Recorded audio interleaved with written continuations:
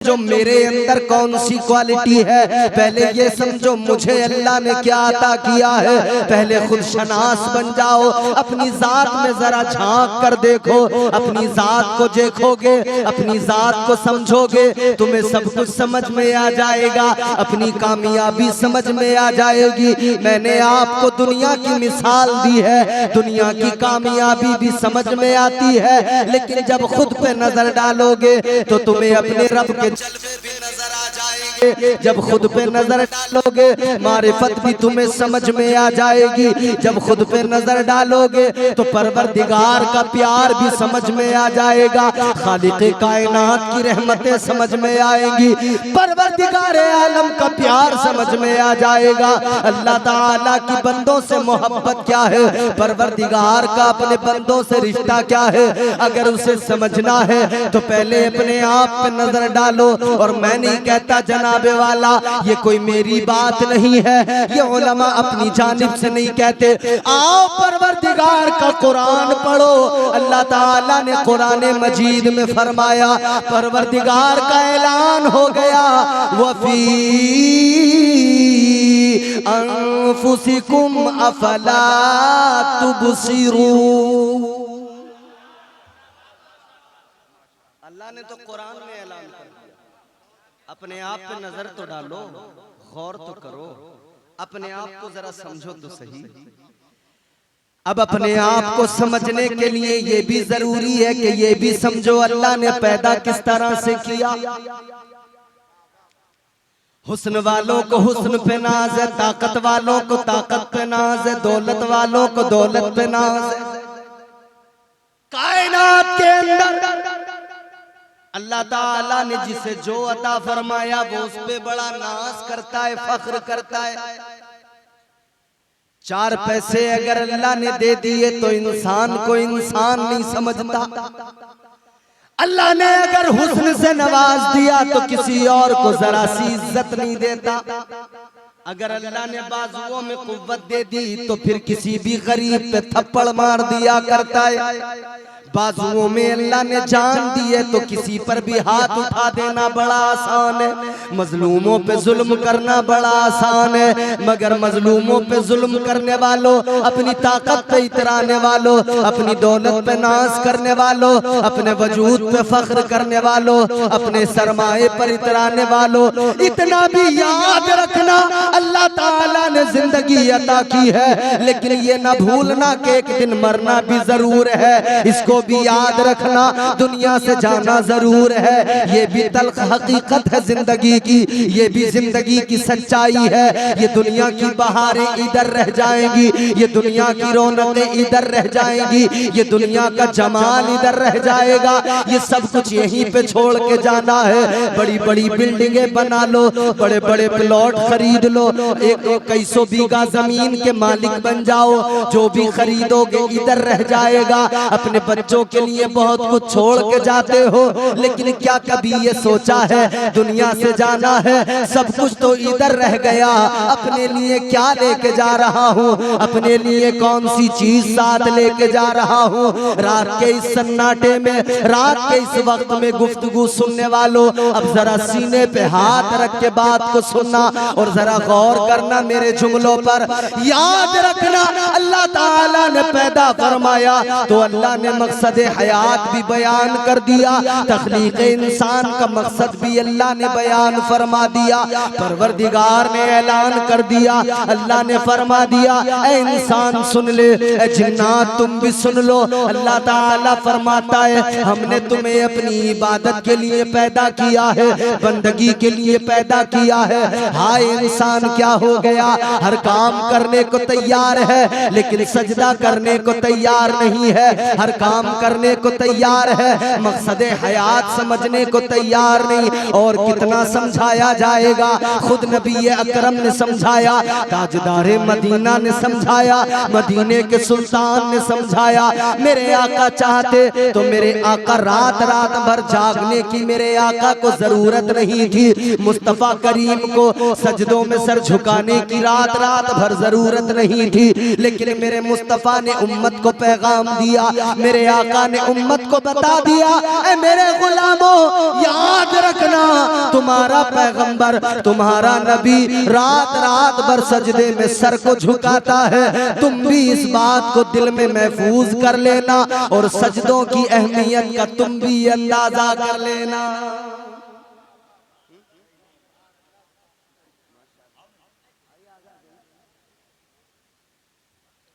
माशाअल्लाह। शायर अहले सुन्नत मद्दाह खैरुल अनाम हजरत असद इकबाल तवी साहब तशरीफ ला चुके हैं। आप हजरात इंशाअल्लाह समात भी करेंगे और दीदार भी करते रहें और मेरी गुफ्तगू सुने जरा सलीके से, मोहब्बत से कहें सुभान अल्लाह। बात आपको समझ में आ रही है? तो पहला मरहला तख्लीक़ इंसान। अच्छा, अल्लाह ने इंसान को कैसे पैदा किया? आप जरा गौर करें, अल्लाह ने किस तरह बनाया, किस तरह पैदा किया? ऐ मेरे आका के गुलामों जरा गौर करो, अल्लाह ने किस तरह से पैदा किया, परवरदिगार आलम ने किस तरह से पैदा किया, कैसे बनाया? अल्लाह ने इसी मिट्टी से पैदा किया। अल्लाह ताला ने मिट्टी से इंसान को बनाया, तख्लीक मिट्टी से समझा दिया। ज्यादा उड़ने की जरूरत नहीं है, ज्यादा इतराने की जरूरत नहीं है। ऐ इंसान तू चाहे जितना भी प्रवास कर ले, मगर वापस इसी मिट्टी में लौट के आना है। इंसान की तख्लीक ही उसे मकसद जिंदगी देती है, इंसान का वजूद ही उसे मकसद जिंदगी देता है। अगर बंदा अपने आप पे गौर करने लगे, उसे मकसद हयात मिल जाएगा। आओ जरा अपनी जात में झांक कर देखो, अपने आप पे नजर डालो। जो खाते हो ना रिज़्क़, वो रिज़्क़ भी तुम्हें बताएगा कि तुम पे अल्लाह ने करम कितना किया है। एक रोटी की टुकड़े, एक रोटी जिसको हम खा के अपना पेट भरते हैं, वो कितने मराहिल से गुजरती है।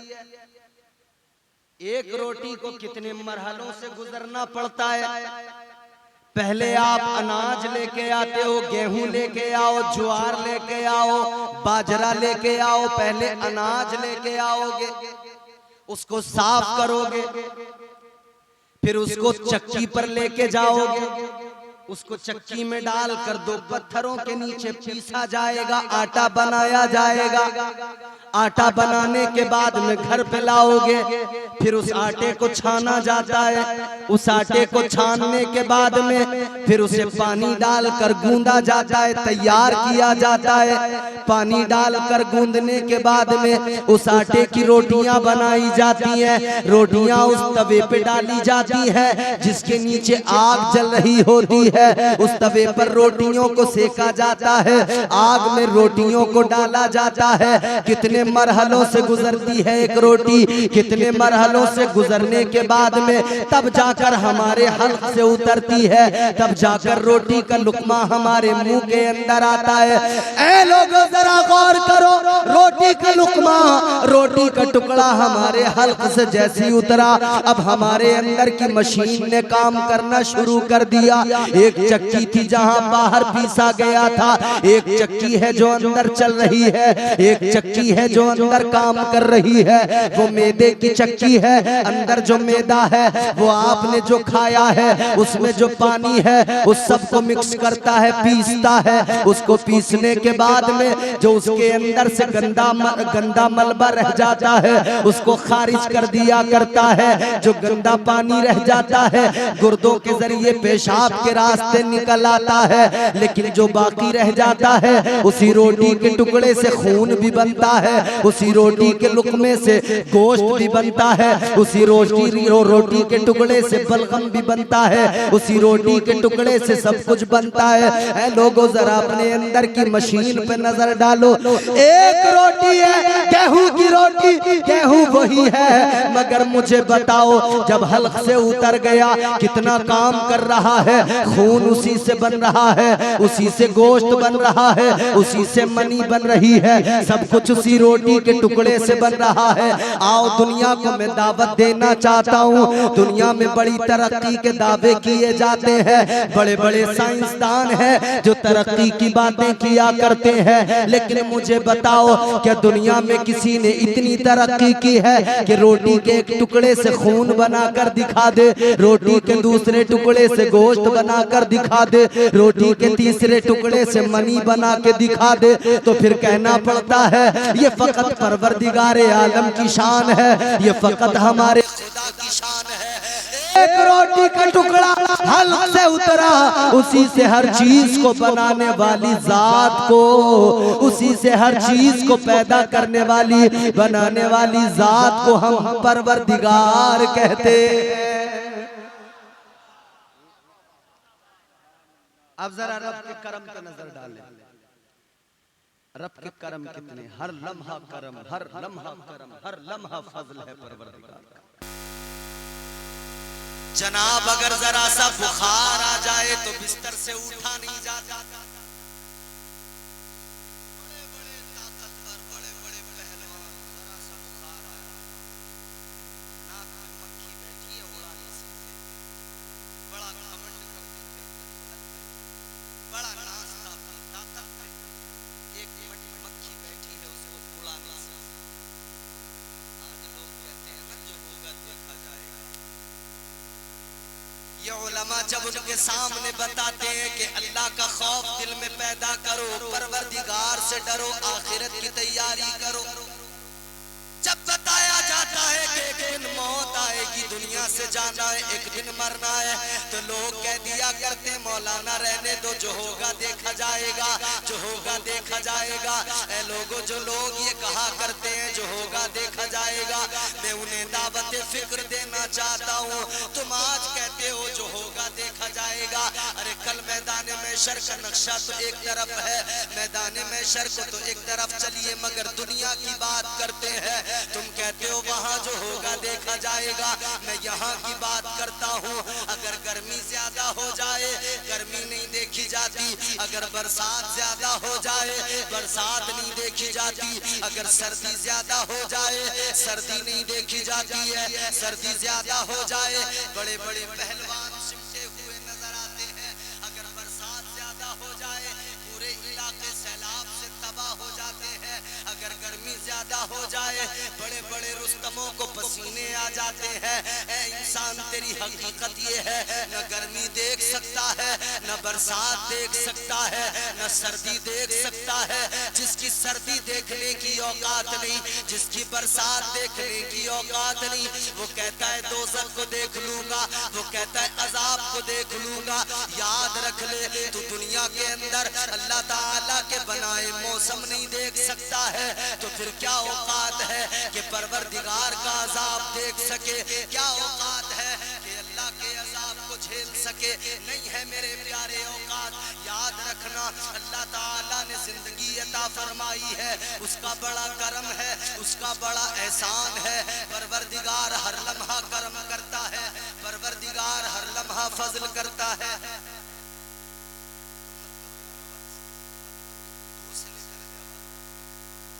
परवरदिगारे आलम हर लम्हा करम किया करता है, हर लम्हा फजल। अच्छा, हम गौर करें, हम तो दिन भर में कितनी नाफरमानी बोलो करते हैं, सुबह से लेकर शाम तक कितनी नाफरमानी। उठे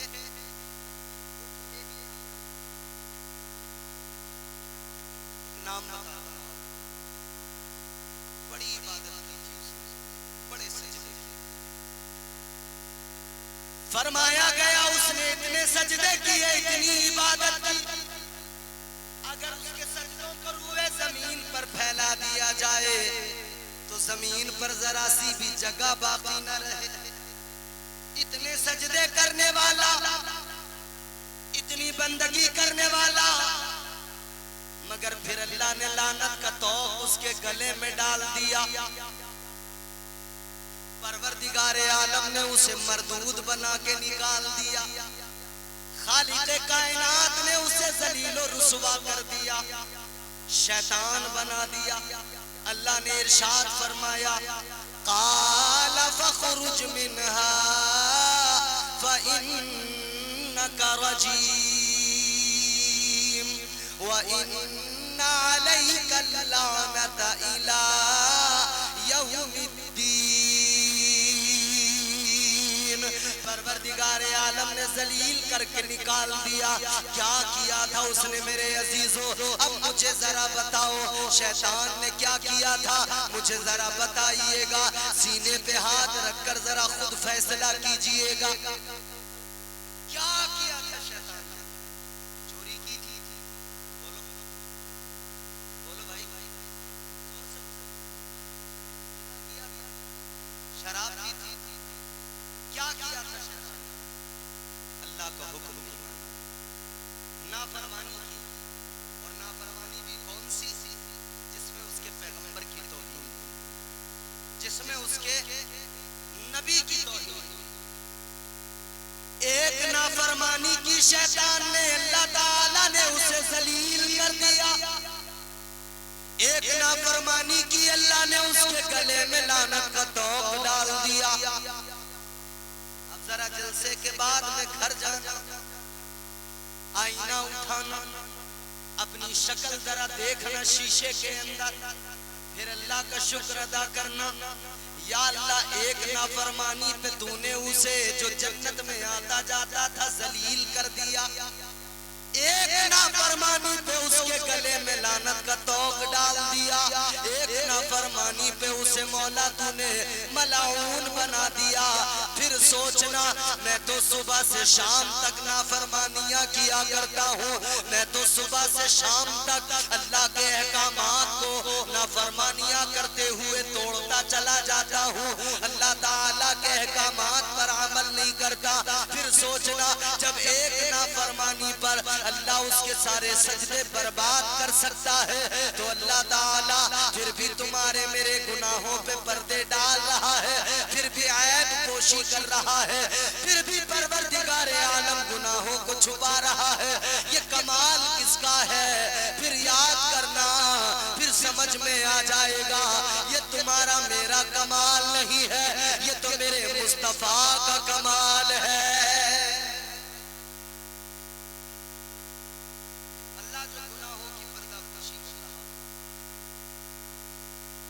ये तो परवरदिगार का उसका करम जो है ना, ये उसके महबूब के साथ। परवरदिगार आलम ने अपने महबूब से वादा कर लिया। अल्लाह ने फरमाया, वमा कान अल्लाहु लियुअज़्ज़िबहुम व अंत फीहिम। अल्लाह ताला ने फरमा दिया, ए महबूब, जब तक आप उम्मत के दरमियान मौजूद हो, इस उम्मत पर अजाब नहीं आएगा, इस उम्मत पर अजाब नहीं आएगा। ये रब का करम नहीं तो और क्या है? ताजदारे मदीना के सदक़े में अल्लाह ताला ने तुम्हें और मुझे, अल्लाह ने इतना करम किया हम पर, इतना फजल किया है कि हम पर अजाब नहीं आता है। अल्लाह हमारे गुनाहों को भी छुपाता है। याद करो जरा उस जमाने को, याद करो हजरत मूसा अलैहिस्सलाम की उम्मत को याद करो। रात को अगर सन्नाटे के अंदर कोई बंदा छुपकर गुनाह किया करता था, रात के सन्नाटे में, रात की तारीकी में अगर किसी ने गुनाह कर लिया, जब सुबह होती थी गैबी तौर पर उसके दरवाजे पे लिख दिया जाता था, रात इसने ये गुनाह किया है। सुबह होती थी उसकी पेशानी पे लिख दिया जाता था, ये बंदा गुनाहगार है, इसने रात ये गुनाह किया है। ऐ लोगों, वो छुपकर भी गुनाह करते थे, पेशानियों पर लिख दिया जाता था, वो छुपकर भी गुनाह करते थे, उनके दरवाजों पे लिख दिया जाता था। लेकिन अब अपने आप को देखो और मुस्तफा की अताओं को याद करो, ताजदारे मदीना के प्यार को याद करो। सुबह से शाम तक खुलेआम गुनाह करते हैं, दिन के उजाले में किया करते हैं, लेकिन परवरदिगार फिर भी गुनाहों पे पर्दे डाल देता है। परवरदिगार फिर भी गुनाहों पे अपनी रहमत की की चादरें डाल देता है और इसी पे बस न किया अल्लाह ने तो रहमत के दरवाजे मजीद खोल दिए। अल्लाह ने तौबा का दरवाजा खोल दिया और फरमा दिया, ऐ मेरे महबूब के उम्मतियों, वो और उम्मतें थी जिन पर अजाब आ जाते थे, वो और उम्मतें थी जिनकी पेशानियों पे लिख दिया जाता था, वो और उम्मतें थी जिन्हें निशाने इबरत बना दिया गया, लेकिन तुम मेरे महबूब के गुलाम हो, तुम मेरे प्यारे महबूब के उम्मती हो। गौर से सुनो, तुम पर अल्लाह ताला का ये खास करम है, तुमने चाहे जितने गुनाह कर लिए, लेकिन जब तुम अपने रब की बारगाह में आओगे तो आंसू बहाओगे, अपने रब को राजी करोगे, परवरदिगार की बारगाह में रोकर कहोगे, या अल्लाह माफ कर दे। अल्लाह फरमाता है, मैंने तौबा का दरवाजा खोल दिया है, तुम रोते हुए आओगे मगर हंसते हुए जाओगे। जब मेरी बारगाह में आओगे गुनाह लेके आओगे, लेकिन जब जाओगे तो मैं तुम्हारे सारे गुनाहों को माफ कर दूंगा। वो नवाजने पे आए तो नवाज दे जमाना, वो नवाजने पे आए तो नवाज दे जमाना, वो करीम ही जो ठहरा तो करम का क्या ठिकाना। गर्दिश में कहा उसके मुकद्दर का सितारा, हो जिसको मयस्सर तेरी रहमत का सहारा। तन्हा है अकेला है तू यकता है अहद है, गैरत तेरी करती नहीं शिरकत को गवारा। हक ये है कि तुझ बिन कोई माबूद नहीं है तेरे सिवा कौन मददगार हमारा। और रब की रहमतों की बात आई है तो चलो मैं आपको बताता हूं रब की रहमतें कैसी हैं। अल्लाह ताला ने कुरान मजीद में फरमाया, कुल या इबादियल्लज़ीना असरफू अला अनफुसिहिम ला तक़नतू मिन रहमतिल्लाह। अल्लाह ताला ने ऐलान कर दिया, ऐ मेरे वो बंदो जिन्होंने अपनी जानों पर जुल्म कर लिए, अल्लाह फरमाता है आ जाओ अपने रब की बारगाह में आ जाओ। अल्लाह ताला फरमाता है ला तक़नतू मिन रहमतिल्लाह। अल्लाह फरमाता है अपने रब की रहमतों से ना उम्मीद ना होना, अपने रब के करम से कभी मायूस ना होना, रब की रहमतों से कभी ना उम्मीद ना होना, मायूस ना होना। याद रखना तुम्हारे मेरे गुनाह इतने बड़े नहीं है जितनी रब की रहमतों की वुसात है। रब की रहमतें बहुत बड़ी है। रब की रहमतों का वुसातों का ये आलम है। फरमाया मेरे मदनी करीम आका ने, ताजदारे मदीना ने फरमाया, अगर बंदे के गुनाह जमीन से लेकर आसमान तक ये जो खाली जगह है, इतने ज्यादा भी अगर गुनाह हो कि ये जगह भर जाए, तब भी अल्लाह की रहमत इससे कहीं ज्यादा दराज है। बंदा रब की बारगाह में दो आंसू लेकर आएगा, अल्लाह का वादा है अल्लाह उसके सारे गुनाहों को माफ कर देगा।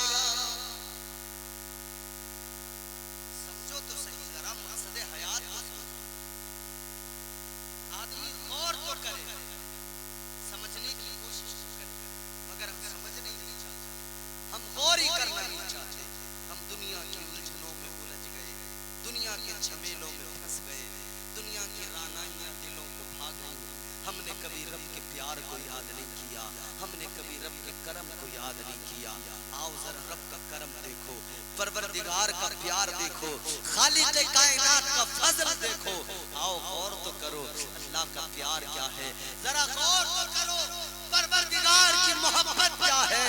अल्लाह का प्यार तो ये है, फरमाया मेरे आका ने, इधर बंदा एक मर्तबा अपने रब को पुकारता है, इधर बंदा एक मर्तबा अपने परवरदिगार को मुश्किल में याद करता है, और परवरदिगार की रहमतें 70 मर्तबा उसको पुकारा करती है।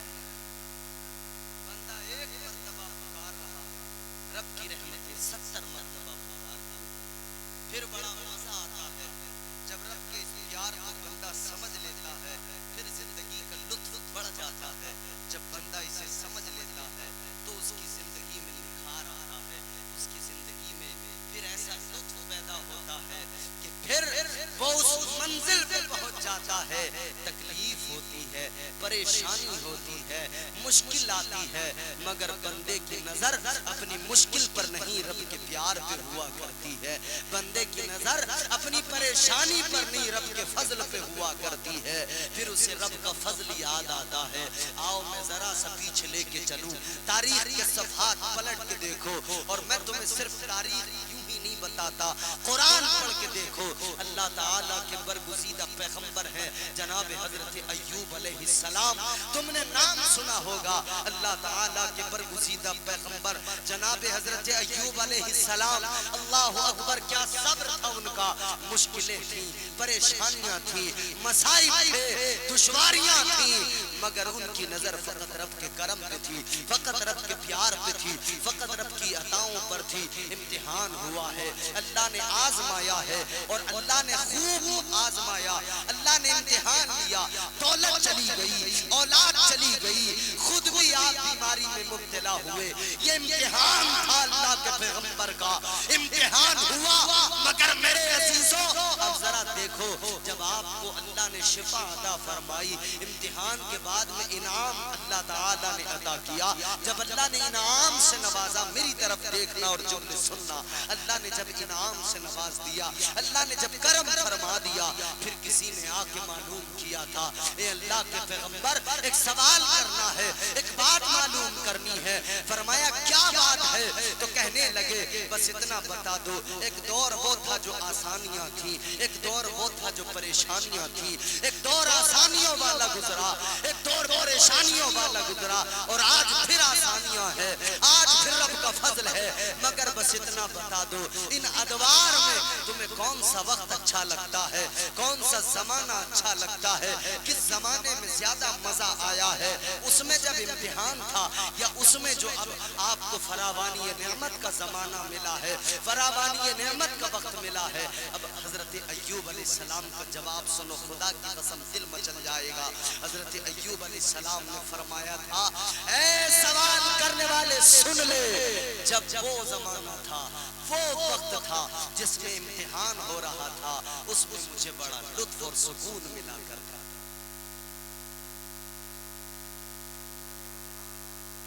कौन से वक्त में? जब आज़माइश, जब मुश्किलें, जब परेशानियां, कैसे कैसे सुकून मिलता था। अल्लाह ताला के बरगुज़ीदा पैगंबर जनाब हजरत अय्यूब अलैहिस्सलाम ने फरमाया, जब मैं इम्तिहान में आजमाइशों में मुब्तला था, आपने फरमाया जब मेरा इम्तिहान हो रहा था, उस वक्त में 24 घंटे के अंदर अल्लाह ताला एक मर्तबा मेरा खुदा मेरा हाल मालूम किया करता था, परवरदिगार मेरा हाल मालूम करता था। अल्लाह ताला फरमाता था, ए अय्यूब बताओ क्या हाल है। और गौर करो, जब हाल परवरदिगार मालूम करे, जब हमारा खुदा हाल मालूम करने लगे, खालिक़े कायनात हाल मालूम करने लगे, तो सोचो जरा फिर कितना लुत्फ आता होगा, फिर कितना सुकून मिलता होगा। हजरत अय्यूब अलैहिस्सलाम फरमाते हैं 24 घंटे में एक मर्तबा मेरा रब मेरा हाल मालूम किया करता था। आप फरमाते हैं 12 घंटे मेरे इसी मस्ती में गुजर जाते थे, इसी बेखुदी में गुजर जाते थे। मैं अपनी किस्मत पे नाज करता था, अपनी किस्मत पे फख्र करता था। कोई बीमार होता है, किसी को परेशानी आती है, रिश्तेदार हाल मालूम करते हैं, दोस्तों अहबाब खैरियत मालूम करते हैं।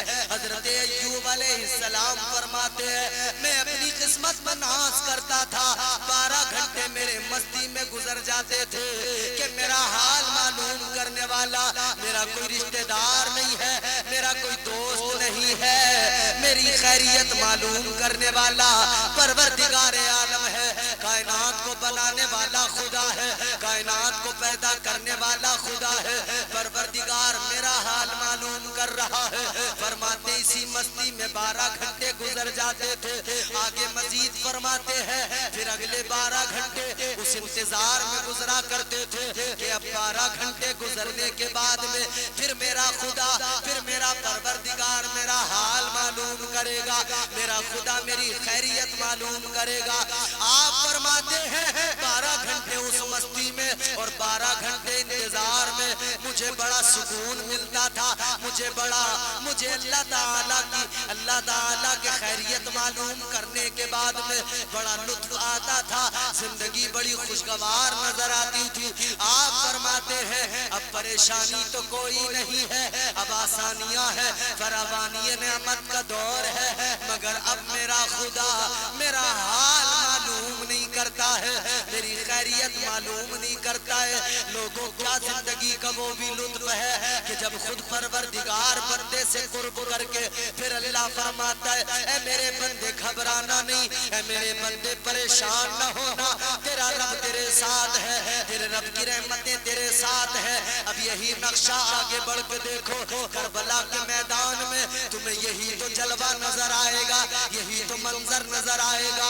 72 जानिसार है करबला में, इमाम हुसैन को कौन सा लुत्फ मिल रहा था, बच्चों को भी कुर्बान कर दिया, अपने जवान बेटों को भी कुर्बान कर दिया, अपने भाई को भी कुर्बान कर दिया, और मोहम्मद जैसे छोटे छोटे भांजों को कुर्बान कर दिया। हम अगर आलम ख्याल में मौला हुसैन की बारगाह में सवाल करें, ए मौला हुसैन जरा ये बताइए करबला में बच्चे कुर्बान हो रहे थे, घर बार लुट रहा था, आपको कौन सा सुकून मिल रहा था, आपने इतना सब्र कैसे कर लिया? तो हुसैन का जवाब आएगा ऐ मेरे चाहने वालों सुनो, मुश्किलों में जो परवरदिगार का प्यार मिलता है, परेशानियों में जो रब का कुर्ब हासिल होता है, उसकी लज्जतें बड़ी अलग हुआ करती है, उसकी लज्जतें बड़ी मुख्तलिफ हुआ करती है। फिर सब कुछ चला जाए, फिर कायनात लुट जाए तो लुट जाए, मगर रब का प्यार, रब की मोहब्बत जो है उससे बड़ा सुकून मिला करता है, इत्मीनान हासिल होता है। ऐ लोगों करबला के अंदर इमाम हुसैन को देखो जरा, मैं आपको मदीने से अगर बताऊं, इमाम हुसैन ने मदीने से जब रवानगी हुई है, मदीने से जब निकले हैं, तो आपने क्या किया है? मदीने से निकलते हुए, मदीने को छोड़ते हुए उन्हीं लज्जतों को और रब के प्यार को महसूस किया है। इमाम हुसैन ने जब मदीना छोड़ा है, आपने रब के प्यार को याद किया है, आपने रब की रहमतों को याद किया है, रब की इनायतों को याद किया है। अल्लाहु अकबर, क्या किया? ताजदारे करबला हजरत इमाम हुसैन ने मदीना छोड़ा, अल्लाह का जिक्र किया, कुरान की तिलावत की, हुसैन मक्का पहुंच गए। शेबे अबी तालिब के अंदर आपने 4 महीने 40 दिन का वक्त गुजारा, उस वक्त में भी अल्लाह ताला का कुर्ब आपको मिला, आपने अल्लाह का जिक्र किया, आपने कुरान की तिलावत की, अल्लाह का कुरान पढ़ पढ़ के सुनाया। ऐ लोगों को मक्का छोड़ दिया, मक्के से करबला आ गए। करबला आने के बाद में इमाम हुसैन ने करबला के रेगिस्तान में, करबला के तपते सेहरा में जब खैमे लगाए गए, मेखें ठोकी गई, जमीन से खून निकल आया, तब भी हुसैन ने परवरदिगार का प्यार महसूस किया। अल्लाह ताला का कुर्ब जो था, उस कुर्ब ने वो लज्जतें आपको अता फरमाई। हुसैन ने फिर भी अल्लाह का जिक्र किया, परवरदिगार का जिक्र किया, कुरान की तिलावत की। हुसैन ने करबला में खैमे लगने के बाद में 7 मुहर्रम हराम को जब पानी बंद कर दिया गया, तब भी हुसैन ने कुरान पढ़ के सुनाया, तब भी हुसैन ने अल्लाह का जिक्र करके सुनाया, अल्लाह का जिक्र करके दिखाया। हुसैन के बच्चे कुर्बान होने लगे। 10 मुहर्रमुल हराम, यौमे आशूरा, क़यामत सुगरा। ऐ मेरे अजीजों, जब हुसैन के जानिसार कुर्बान हुए, मौला हुसैन ने कुरान की तिलावत की है, अल्लाह का जिक्र किया है। फिर करबला के मैदान में 6 माह का बेटा भी चला गया, हुसैन ने सब्र किया, अल्लाह का जिक्र किया, कुरान की तिलावत की। जवान बेटा चला गया, हुसैन ने कुरान की तिलावत की। अब्बास के बाजू चले गए, हुसैन ने कुरान की तिलावत की। हर हाल में मौला हुसैन ने कुरान पढ़ा। अल्लाह ने फरमाया, ए हुसैन तूने सब कुछ लुटा के कुरान पढ़ा है, अब सर कटाना तेरा काम है। नेज़े पे बुलंद होगा, तेरा रब करम करेगा, तुझे नेज़े पे भी कुरान पढ़ने की तौफीक अता कर देगा।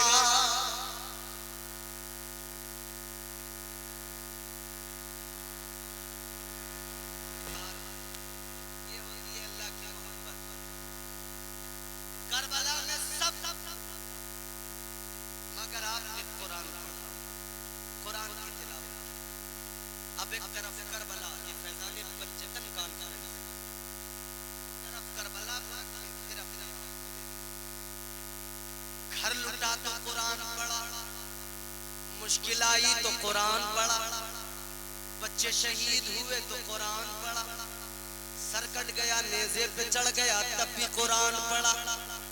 मगर मैं अपनी और आपकी बात कर रहा हूँ, परेशानी आई रोने लगे, मुश्किल आई बाबाओं को तलाश करने लगे, जरा सा दुख जरा सी परेशानी क्या आ गई, जादूगरों के पास पहुंच गए। बोलो ये सच्चाई है कि नहीं? जरा सी परेशानी जरा सी मुश्किल आई, तुमने रब के प्यार को याद नहीं किया, तुम जादूगरों के पास चले गए, बाबाओं के पास चले गए, क्या मिला? अपने रब को नाराज कर लिया।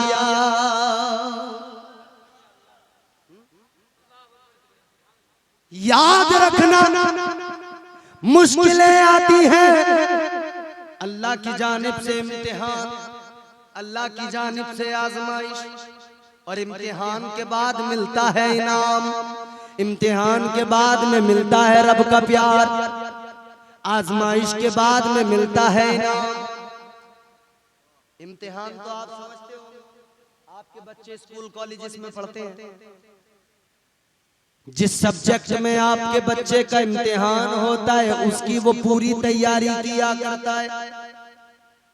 और स्कूल में पढ़ने वाले का इम्तिहान एक सब्जेक्ट में नहीं होता, 5, 6, 7 सब्जेक्ट होते हैं, 6, 7, 8 पेपर होते हैं, इतनी मोटी मोटी किताबें होती हैं। बोलो, इतनी मोटी मोटी किताबें नौजवानों। फिर उन किताबों को पढ़ते हुए ये पता नहीं होता कि सवाल कहां से आएगा। इतनी मोटी मोटी किताबें पढ़ने के बाद में पता नहीं होता कौन सा सवाल आ जाएगा, पता नहीं होता कैसा सवाल आएगा। आओ जरा दुनिया का इम्तिहान देखो, इधर इम्तिहान की तैयारियां करते हो, रात रात भर बच्चे पढ़ते हैं, रात भर इम्तिहान की तैयारी किया करते हैं। इम्तिहान की तैयारी में पता नहीं होता सवाल क्या आएगा। रब के करम को तो याद करो, रब के प्यार को तो याद करो। कब्र में इम्तिहान होगा, 3 सवाल होंगे, लेकिन अल्लाह ताला ने तीनों सवाल बता दिए, उनके जवाब भी बता दिए। फरमा दिया 3 सवाल होंगे, ये दुनिया का इम्तिहान नहीं है, 3 पर्चे हैं, पूरी किताब रटने की जरूरत नहीं है, बस 3 के जवाब लेके आ जा, 3 सवालों की तैयारी करके आ जा, तेरा रब तेरी कामयाबी की जमानत देता है। इधर तो सब छुपा हुआ है और इधर रब ने सब खोल दिया, सब खोल दिया अल्लाह ने। फरमाया 3 सवाल है, 3 पर्चे। पहला सवाल क्या है? फरमाया गया पहला सवाल ये है, तेरा रब कौन है? पहला सवाल क्या? बोलो भाई, खत्म कर दे और 10 मिनट सुनोगे? समझ में तो आ रही है? पहला सवाल ये, मन रब्बो का, तेरा रब कौन है? पहला सवाल ही बताता है कि कब्र में जो पहला सवाल होगा उस सवाल का जवाब फकत यही है कि दुनिया में अपने रब से मोहब्बत कर ले। तू इधर रब से मोहब्बत करेगा, उधर कब्र में तेरी जबान पे फौरन आएगा रब्बी अल्लाह, मेरा रब अल्लाह ताला है। इधर तैयारी करना कोई दुश्वार काम नहीं है, पता है सब तैयारी है क्या क्या तैयारी करनी है पता है। पहला सवाल होगा तेरा रब कौन है, पहला सवाल होगा अल्लाह ताला के बारे में।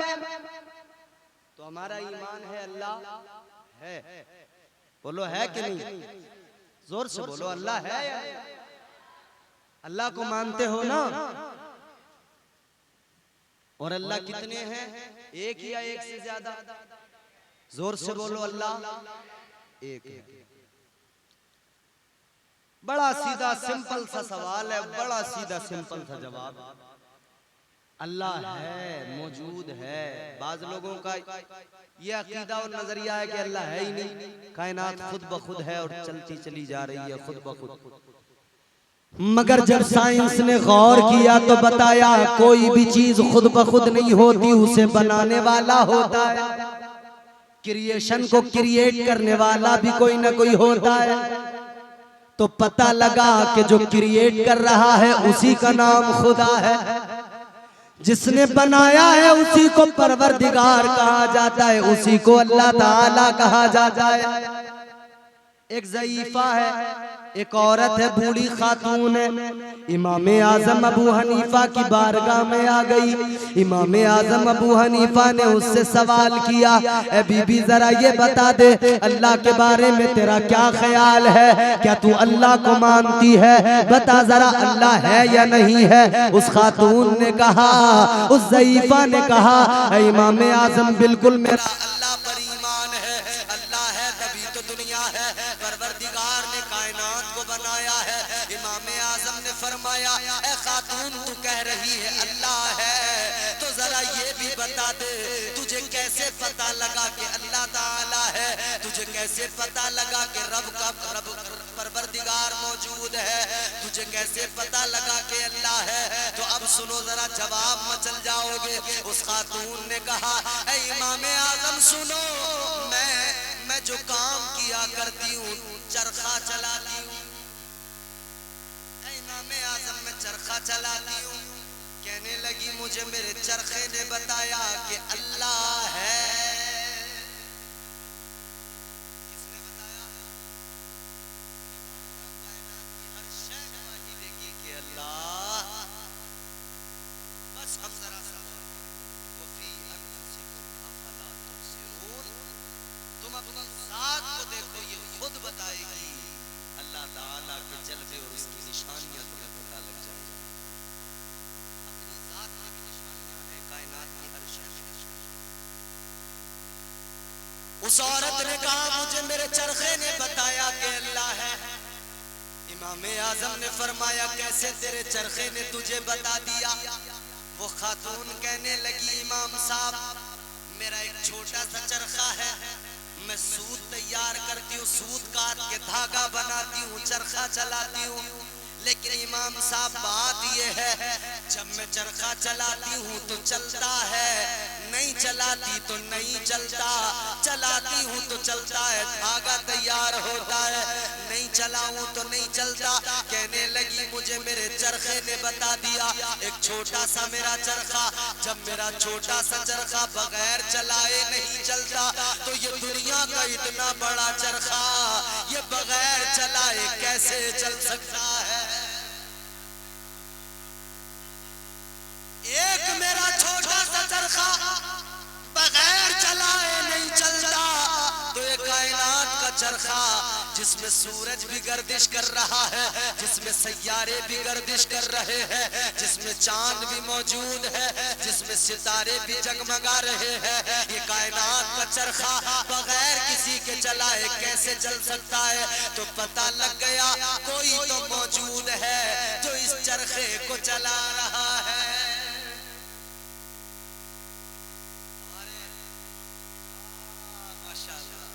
इकबाल साहब ने पढ़ा नहीं कलाम, पूरी दुनिया ने सुना है, कोई तो है जो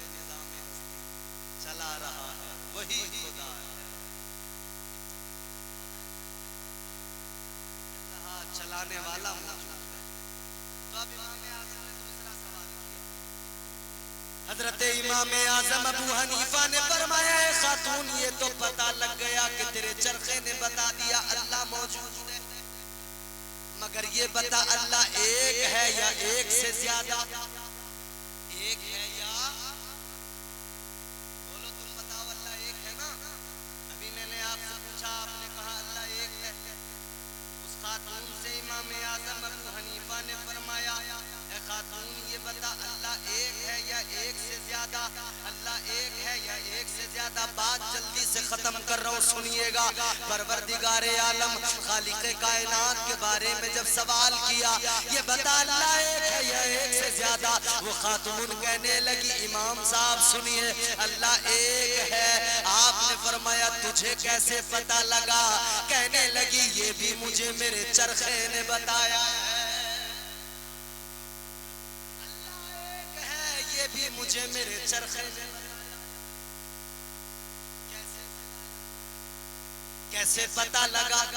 कहने लगी इमाम साहब जब मैं चरखा चलाती हूँ धागा तैयार होता है, लेकिन मैं एक अपने चरखे को अकेली चलाती हूँ तभी काम दुरुस्त होता है, और अगर कोई दूसरा भी मेरे चरखे को चलाने लगे तो मैं कहूँगी इस तरफ को घुमाओ, वो दूसरी तरफ को घुमाए, तो काम नहीं होगा, काम बिगड़ जाएगा।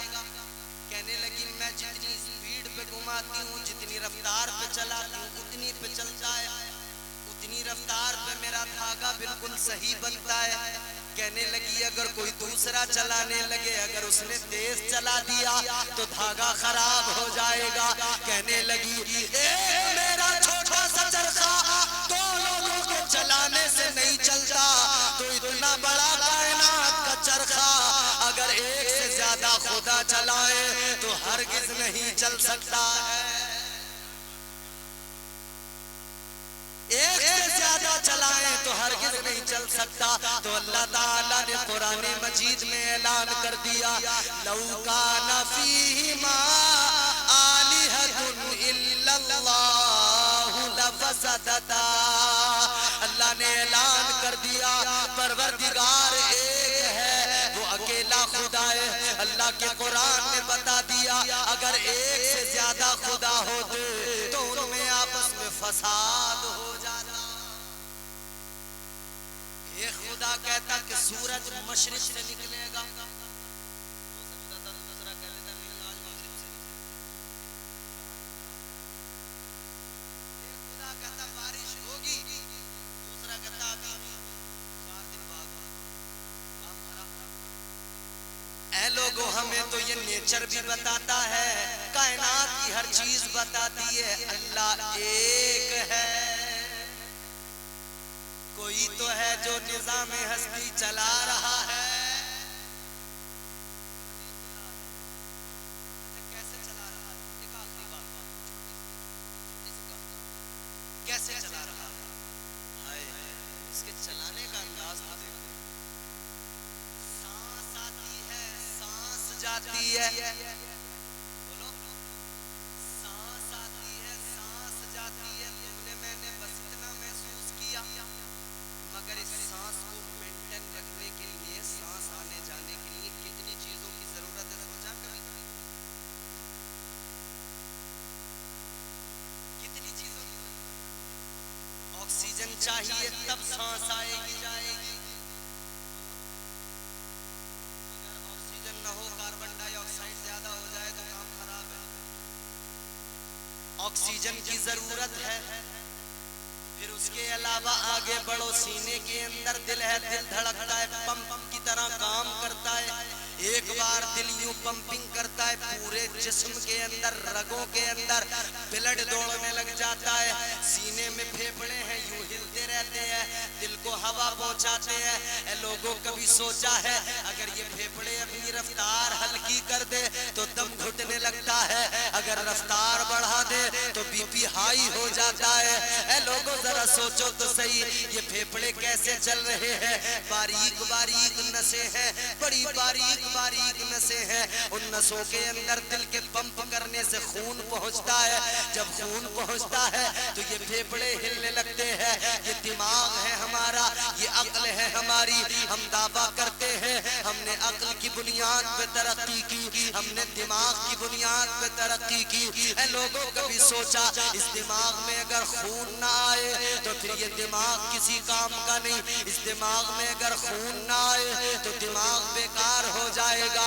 दिमाग की नसें अगर फट जाए तो बंदे का काम तमाम हो जाएगा। तो पता लग गया इंसान का वजूद किसी एक चीज से सलामत नहीं बल्कि कई चीजों से सलामत है। तो एक सांस के आने जाने में जरा गौर करो, अल्लाह ताला ने कैसी मशीनरी बनाई है। अल्लाह ने नेचर को भी उसमें शामिल किया। धूप भी जिंदगी देता है, ये चांद की चांदनी भी जिंदगी देती है। अल्लाह ने चीजों को इस तरह से बनाया, ये हवा भी जरूरी है। अल्लाह ने ऑक्सीजन भी पैदा की। मगर अब जरा मेरी बात तवज्जो से सुनो, जब तबीयत खराब हो जाती है, जब कोई बंदा बीमार हो जाता है, अगर उसका दिल घबराने लगे, अगर दिल की शिकायत हो जाए, अगर उसको हार्ट की प्रॉब्लम हो जाए, उसको डॉक्टर के पास लेकर जाते हैं। डॉक्टर अगर छोटा है तो वो कहेगा बड़े हॉस्पिटल में लेकर जाओ, बड़े अस्पताल में लेकर जाओगे तो वहां पे फौरन आईसीयू में एडमिट किया जाता है। मशीन पर एक साहब बीमार हुए, जब वो बीमार हुए ना, तबीयत ज्यादा खराब हुई, हार्ट प्रॉब्लम, अटैक आ गया, लेकर गए हॉस्पिटल। डॉक्टर ने फौरन इमरजेंसी में लिया और आईसीयू के अंदर रख दिया। मशीन, वेंटिलेटर मशीन का नाम सुना है आपने? सुना है ना? उस मशीन पर ए लोगों, उस मशीन का काम क्या हुआ करता है? दिल की धड़कनों को मेंटेन करना। सांस नहीं आ रही है, ऑक्सीजन देती है मशीन, सांस लेने में आसानी होती है। एक दिन रहे हाजी साहब अस्पताल में, 2 दिन रहे, 3 दिन रहे। तवज्जो से सुनना, अब तबीयत को आराम आया, तबीयत अच्छी हुई, ठीक हो गए। चौथे दिन डॉक्टर ने डिस्चार्ज कर दिया, छुट्टी कर दी, कहा घर पे चले जाओ। अब आते रहना, दिखाते रहना, दवाई घर पे खाते रहना। डॉक्टर ने डिस्चार्ज किया तो पेपर तैयार किए, बिल बना के दिया। हाजी साहब ने बिल पे नजर डाली, कितना बिल है? 1 लाख रुपए का। 3 दिन का बिल 1 लाख रुपए का। हाजी साहब ने बिल देखा, आंखों में आंसू आ गए, रोने लगे। डॉक्टर कहने लगा हाजी साहब क्या हुआ, क्यों रोने लगे? कहने लगा हाजी साहब शायद आपकी हैसियत से ज्यादा बिल बन गया इसलिए रोने लगे। शायद 1 लाख रुपए देने की आपकी हैसियत नहीं है इसलिए आपकी आंखों में आंसू आ गए। 1 लाख रुपए का बिल ज्यादा लग रहा है इसलिए आप रोने लगे।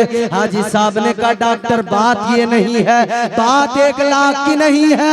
कहने लगे 2 लाख का बिल भी होता तब भी दे देता, 5 लाख का बिल होता तब भी दे देता। तो डॉक्टर कहने लगा फिर रोने की वजह क्या है, आंखों में आंसू किस लिए?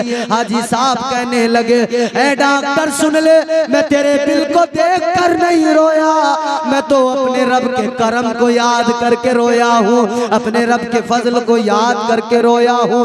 डॉक्टर कहने लगा क्या मतलब है? आप कहने लगे हाजी साहब सुनो, ए डॉक्टर 3 दिन में तेरे अस्पताल में रहा, तूने मुझे मशीन पे रखा, ऑक्सीजन दी है, तेरे स्टाफ ने मेरा ख्याल रखा है, मेरे दिल की धड़कनों को तेरे मशीन ने बराबर चलाया, कंट्रोल किया।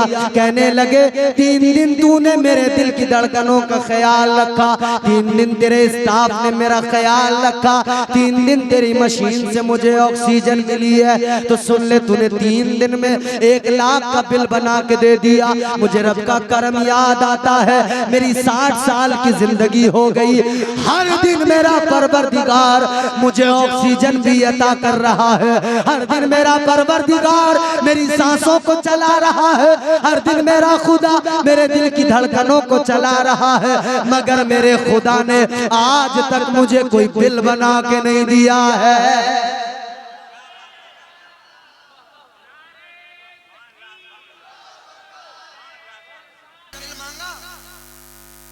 मैं तुम्हें ऑक्सीजन देता हूं, मुझे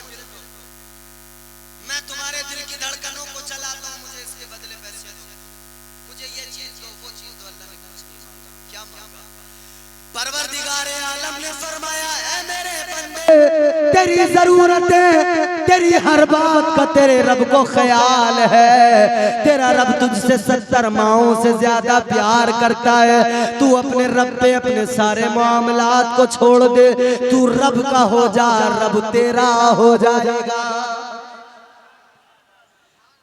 एक इंसान, एक बंदा मैदान महशर में है, उसकी रहमत से ना उम्मीद ना होना, उसके अमाल का वजन किया गया, इधर नेकियां इधर गुना, जल्दी बता रहा हूं, इधर नेकियां इधर गुना, अमाल तोले गए तो कितनी नेकियां कितने गुना, इतने के बराबर बराबर है। एक नेकी की जरूरत पड़ गई, जन्नत में जाना है, एक नेकी चाहिए, एक नेकी और होती तो जन्नत में चला जाता, एक नेकी और होती तो जन्नत ठिकाना बन जाता, लेकिन एक नेकी कम पड़ गई है मेरे अजीजों। अल्लाह ताला ने फरमाया एक नेकी और होती तो तू जन्नत में चला जाता। अल्लाह ने फरमाया जा एक नेकी लेके आ जा, महशर में किसी से एक नेकी मांग ले। अब ये बंदा चला नेकी तलाश करने, इसने सोचा कहाँ जाकर नेकी मांगू, अपनी माँ के पास गया, सोचने लगा माँ से बड़ा पाकीज़ा रिश्ता होता है, माँ बड़ा प्यार करती है, माँ से इसने एक नेकी मांगी। माँ ने कहा बेटा ये दुनिया नहीं है, दुनिया में बहुत कुछ किया है, इधर कुछ नहीं होने वाला, चला जा, इधर नेकियों की मुझे भी जरूरत है। इसने कहा चलो अब्बा से नेकी मांग लेता हूँ। अब्बा के पास जाके बोला एक नेकी दे दो। अब्बा ने कहा बेटा ये दुनिया नहीं है, उधर सब कुछ तेरे लिए किया था, मगर इधर मुझे खुद नेकियों की फिक्र लगी है, मुझे खुद नेकियों की जरूरत है। बाप ने भी नेकी देने से मना कर दिया, भाइयों के पास गया, भाइयों ने मना किया, बहनों ने मना किया, दोस्तों ने मना कर दिया। अल्लाह के कुरान ने उस मंजर को कुरान में बयान किया। अल्लाह ने परवरदिगार ने फरमाया यौमा यफिरुल मरउ मिन अखी व उम्मिही व अबी व साहिबतिही व बनी। अल्लाह ताला के कुरान ने बता दिया अम्मा अब्बा कोई काम में नहीं आएगा, भाई बहन कोई काम में नहीं आएगा। ए लोगों सुनो सुनो, किसी ने नेकी नहीं दी तो इसने सोचा अब तो काम ही नहीं बनने वाला, नेकी नहीं तो जन्नत में कैसे जाऊंगा, नेकी नहीं मिली तो जन्नत में नहीं पहुंच पाऊंगा, तो खुद ही अब मायूस हो गया, सर को झुका लिया और दोज़ख की तरफ चल पड़ा, जहन्नम की तरफ जाने लगा, क्योंकि नेकी नहीं मिली है। मायूस होके जा रहा था, रास्ते में एक और आदमी मिला, उसने कहा क्या बात है, क्यों मायूस सर झुकाए जा रहा है। कहने लगा बात इतनी सी है, एक नेकी कम पड़ गई, अगर मिल जाती तो जन्नत में चला जाता। ये कहने लगा तुझे एक कम पड़ गई है, तेरे पास तो नेकियां हैं, बस एक की जरूरत पड़ी है, मगर मेरा हाल देख ले, मेरे पास तो कोई नेकी नहीं है, फकत एक नेकी है, दूसरी कोई नेकी नहीं है। कहने लगा एक नेकी में मेरा कुछ नहीं होने वाला, एक नेकी से मैं जन्नत में नहीं जाने वाला, मगर तुझे एक नेकी अगर मिल गई तो तू बेशक जन्नत में चला जाएगा, तेरा काम जरूर बन जाएगा। इसने अपनी नेकी उसको दे दी, ये नेकी लेके आ गया, अल्लाह के हुजूर मीज़ान पे लाकर रख दिया, वजन किया गया, नेकियों का पल्ला भारी हो गया। अल्लाह ने फरमाया जा तुझे जन्नत का हकदार बना दिया गया, तू नेकी लेके आ गया, जा जन्नत में चला जा। ए लोगों अब गौर करो, ये बंदा जन्नत में जाने लगा कि अल्लाह ताला ने फिर फरमाया ओ जन्नत में जाने वाले जरा रुक जा। अब सोचें जिसका काम बन गया था, जन्नत में जा रहा था, और फिर अल्लाह ने फरमाया जरा रुक तो जा, ठहर जा, उस पे क्या गुजरी होगी। सोच रहा होगा बड़ी मुश्किल से बड़ी मेहनत से एक नेकी मिली, काम बन गया था, फिर रोक लिया, न मालूम क्या होगा, पता नहीं अब क्या होगा। अल्लाह ताला ने ये फरमाया ओ जन्नत में जाने वाले जा तो रहा है, मगर ये बता दे इधर तो महशर में कोई किसी के काम नहीं आ रहा, मगर बता तुझे नेकी कहाँ से मिली, तुझे नेकी किसने दी।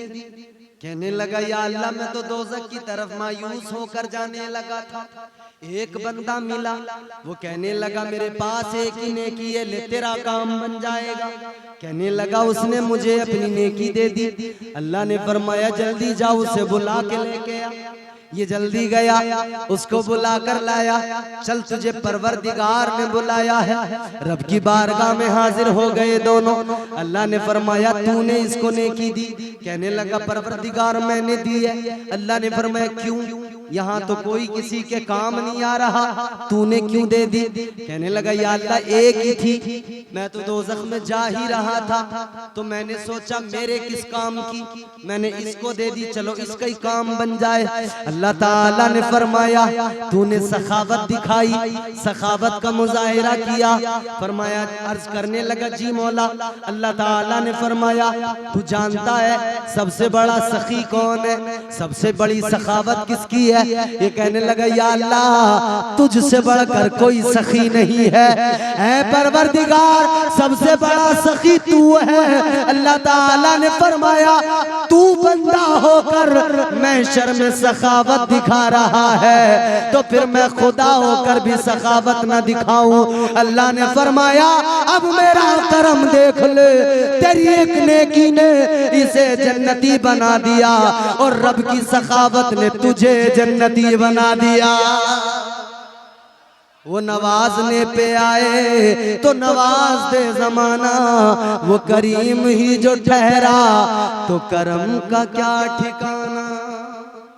अल्लाह मेरी गुफ्तगू को कबूल फरमाए, दौरान गुफ्तगू जो गलतियां हुई परवरदिगार माफ फरमाए। अस्तगफिरुल्लाह रब्बी मिन कुल्लि ज़ंबिन व अतूबु इलैह। कलमा शरीफ पढ़िए ला इलाहा इल्लल्लाह मुहम्मदुर रसूलुल्लाह व मा अलैना इल्लल बलाग। अस्सलामु अलैकुम व रहमतुल्लाह।